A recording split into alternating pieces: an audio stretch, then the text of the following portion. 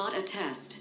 This is your emergency broadcast system announcing the commencement of the annual purge sanctioned by the U.S. government. Weapons of Class 4 and lower have been authorized for use during the purge. All other weapons are restricted. Government officials of ranking 10 have been granted immunity from the purge and shall not be harmed. Commencing at the siren, any and all crime, including murder, will be legal for 12 continuous hours.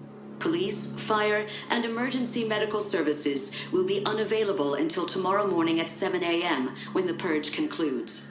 Blessed be our new founding fathers and America, a nation reborn. May God be with you all.